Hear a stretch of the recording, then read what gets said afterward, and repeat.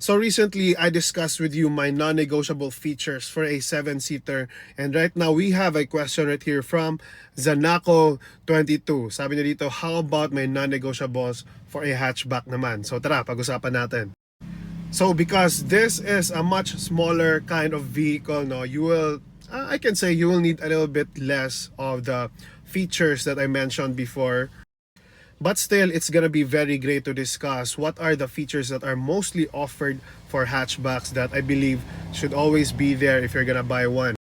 So unang-una na dyan para sa akin, it should always be number one, dapat may infotainment screen yung mga sasakyan natin kahit hatchback pa yan. Especially that it allows us to have a reverse camera view or angle natin dun sa likuran. Kahit hatchback, okay lang na walang sensors para sa akin.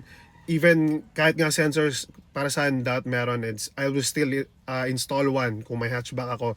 But at least for the minimum, I want to have a reverse angle or reverse camera view always at all times with my cars.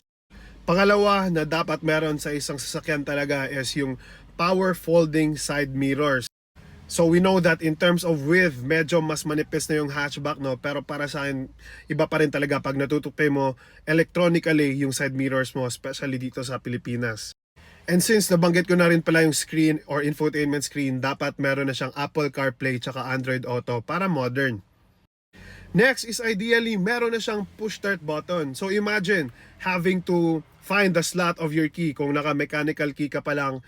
Paano kung emergency or parang may habulan na eksena, diba? So push start button is a must. Convenience is also a very big factor for me. So ideally sana merong center armrest, but most manufacturers don't offer that on hatchbacks today. But the good news is for you guys, I have a link in my profile where you can buy the aftermarket. Just let me know in the comments whatever model you have and I'll try to put it there.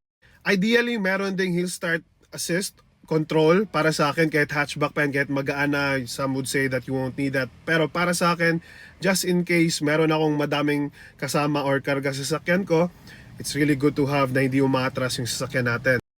And then lastly, since we're on the topic of safety, para sa akin, sobrang laking safety feature talaga ng speed sensing door locks sa isang sasakyan. And para sa hatchback na segment, si Honda Brio, I think meron siya, no?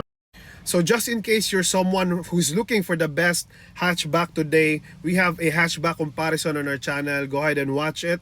Sana nakatulong. Watch a YouTube playlist. See you there. Follow for more.